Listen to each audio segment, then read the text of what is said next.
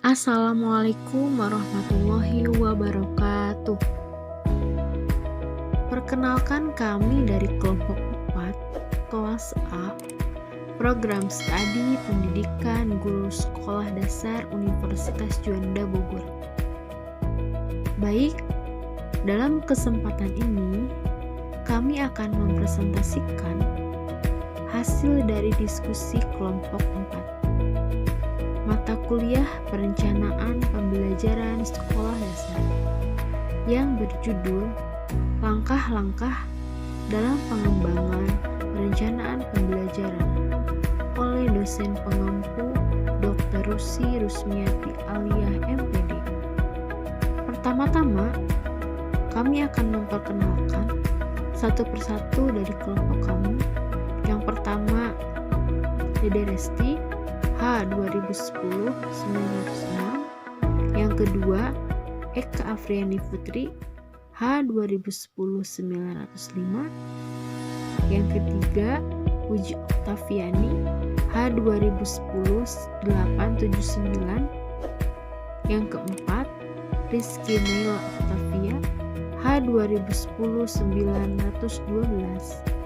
Dan yang terakhir yaitu Soebatul Islamiyah, H 2010-899. Baik, di sini saya akan menjelaskan pendahuluan. Rencana pelaksanaan pembelajaran adalah rencana menggambarkan prosedur dan pengorganisasian pembelajaran untuk mencapai satu kompetensi dasar. Rencana pelaksanaan pembelajaran atau RPP paling luas mencakup satu kompetensi dasar yang meliputi satu atau beberapa indikator untuk satu kali pertemuan atau lebih. Berdasarkan Permendiknas nomor 41 tahun 2007, tanggal 23 November 2007 tentang standar proses untuk satuan pendidikan dasar dan menengah, bahwa pengembangan perencanaan pelaksanaan pembelajaran dijabarkan dari silabus untuk mengarahkan kegiatan belajar peserta didik dalam upaya meningkatkan kompetensi dasar. Rencana pelaksanaan pembelajaran disusun untuk setiap kompetensi dasar yang dapat dilaksanakan dalam satu kali pertemuan. Guru merancang panggalan rencana pelaksanaan pembelajaran untuk setiap pertemuan yang disesuaikan dengan penjadwalan pelajaran di satuan pendidik. Adapun tujuan pembelajaran, yang pertama untuk merencanakan pembelajaran yang interaktif dan dapat digunakan untuk mengeksplorasi semua potensi kecakapan majemuk yang dimiliki oleh setiap orang pendidik. Yang kedua ada untuk merancang pembelajaran yang sesuai dengan kebutuhan peserta didik. Dan yang ketiga ada untuk mempermudah pelaksanaan pembelajaran. Manfaat pembelajaran. Pembelajaran tentu saja memiliki manfaat. Yang pertama, yaitu meningkatkan kemampuan guru dalam merancang pembelajaran sebagai bagian dari kompetensi pedagogis yang harus dimiliki oleh seorang guru. Yang kedua, proses pembelajaran yang diajarkan akan lebih terarah karena tujuan pembelajaran, materi yang akan diajarkan, metode, dan penilaian yang akan digunakan telah direncanakan dengan berbagai tujuan. Yang ketiga, meningkatkan rasa percaya diri pendidik pada saat pembelajaran karena seluruh proses sudah dirancang dengan baik. Artinya, seorang pendidik harus tahu dulu manfaat dari pembelajaran, maka dia akan menciptakan proses pembelajaran yang efektif dan efisien. Langkah-langkah pengembangan RPP.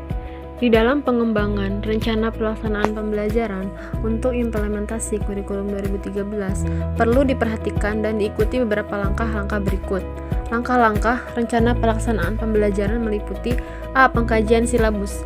Secara umum, pada setiap Materi pokok di setiap silabus yang diberikan telah terdapat 4 kompetensi dasar yang bersesuaian dengan aspek kompetensi 1, sikap kepada Tuhan, sikap diri dan terhadap lingkungan, pengetahuan dan keterampilan. Untuk memperoleh pencapaian bagi 4 kompetensi dasar tersebut, pada silabus telah dirumuskan kegiatan siswa secara umum saat mengikuti pembelajaran yang didasarkan pada standar proses. Kegiatan-kegiatan siswa ini sebenarnya adalah rincian dari tahap eksplorasi, elaborasi, dan konfirmasi, yaitu melakukan pengamatan, bertanya, mengumpulkan informasi, mengolah informasi, dan selanjutnya mengkomunikasikan. Kegiatan-kegiatan inilah yang kemudian dijabarkan secara lebih mendetail pada RPP yang akan dikembangkan. Bentuknya adalah berupa langkah-langkah yang akan dikerjakan guru dalam pembelajaran sehingga siswa menjadi terlibat untuk aktif belajar. Pengkajian silabus selain hal tersebut di atas juga dengan merumuskan indikator kompetensi dasar dan lengkap dengan jenis penilaiannya. B. Pengidentifikasian materi pembelajaran untuk siswa. Guru atau pengembang RPP selanjutnya mengidentifikasi materi pembelajaran yang sesuai untuk menunjang tercapainya kompetensi dasar. Pengidentifikasian materi pembelajaran untuk siswa ini harus mempertimbangkan beberapa hal, yaitu seperti potensi yang dimiliki siswa, ada tidaknya relevansi terhadap karakteristik daerah, tingkat perkembangan fisik, intelektual, emosional sosial, dan spiritual yang dimiliki siswa saat ini, manfaat untuk siswa, struktur keilmuan, aktualitas, kedalaman dan keluasaan materi pembelajaran, ada tidaknya relevansi terhadap kebutuhan siswa, serta tuntutan lingkungan, dan yang terakhir adalah alokasi waktu yang disediakan atau tersedia. C.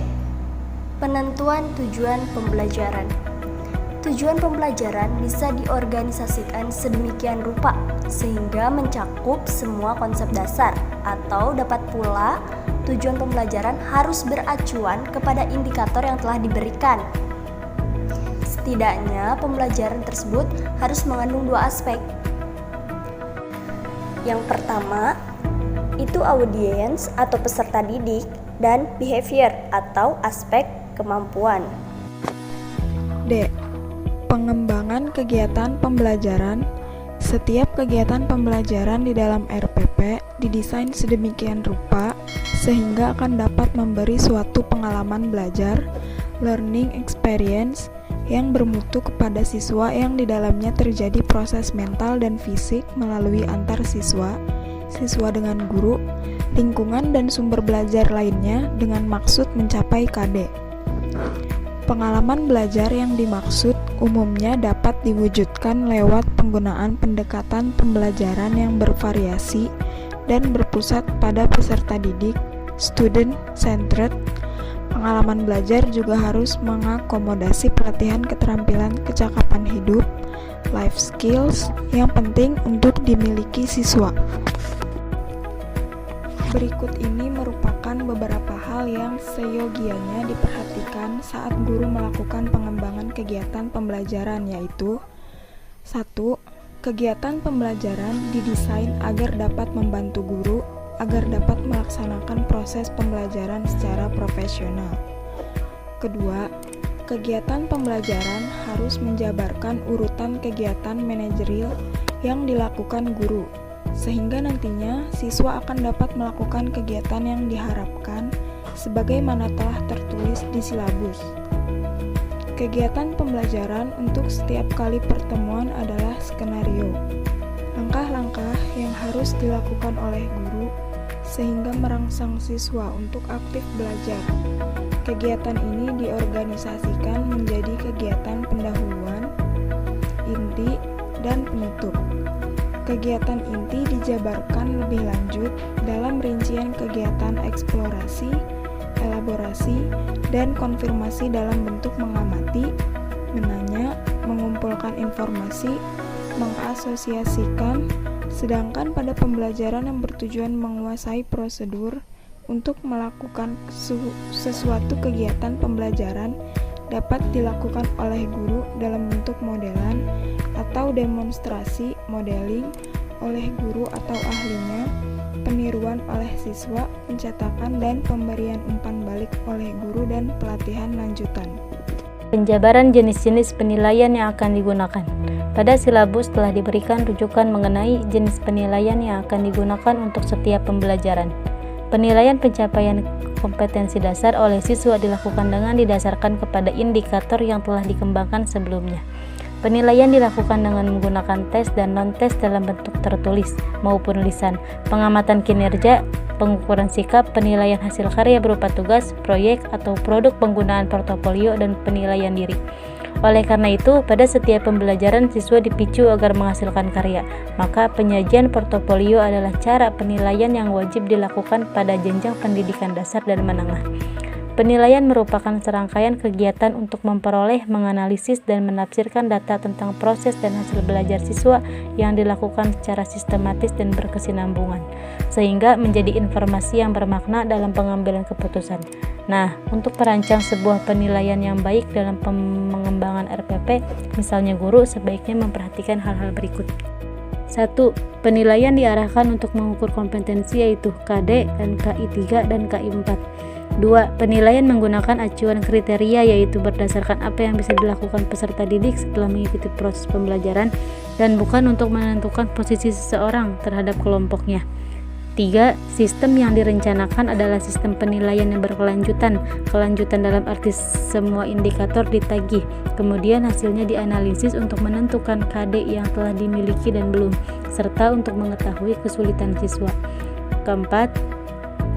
Hasil penilaian dianalisis untuk menentukan tindak lanjut. Tindak lanjut berupa perbaikan proses pembelajaran yang berikutnya, program remedi bagi peserta didik yang pencapaiannya kompetensinya di bawah ketuntasan, dan program pengayaan bagi siswa yang telah memenuhi ketuntasan. Yang kelima, sistem penilaian harus disesuaikan dengan pengalaman belajar yang ditempuh dalam proses pembelajaran. Misalnya, jika pembelajaran menggunakan pendekatan tugas observasi lapangan, maka evaluasi harus diberikan baik bagi proses, misalnya teknik wawancara maupun produk berupa hasil melakukan observasi lapangan. F. Penentuan alokasi waktu yang disediakan.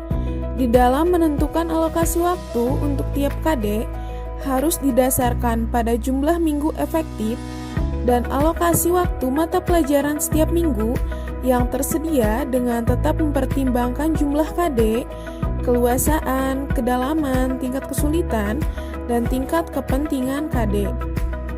Alokasi waktu yang telah dituliskan di dalam silabus, adakah pemikiran waktu rata-ratanya yang dibutuhkan untuk penguasaan KD oleh siswa yang beragam? Karena itu, lokasi tersebut guru dapat terperinci dan disesuaikan kembali dalam RPP yang dikembangkan oleh guru. G. Penentuan sumber belajar. Sumber belajar, learning research yang dimaksud dalam kurikulum 2013 dan dikembangkan dalam RPP merupakan rujukan, objek, atau kebutuhan yang digunakan untuk kegiatan pembelajaran yang berupa media cetak dan elektronik, narasumber, serta lingkungan fisik, alam, sosial, dan budaya. Jadi, langkah-langkah dalam pengembangan RPP ada 7.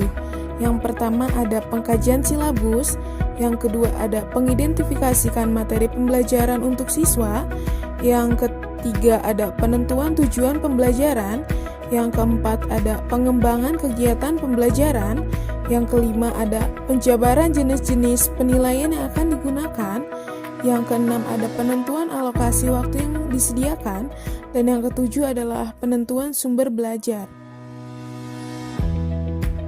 Mungkin cukup sekian untuk penjabaran materi dari kelompok kami, yaitu tentang langkah-langkah dalam pengembangan perencanaan pembelajaran atau biasa disebut dengan RPP.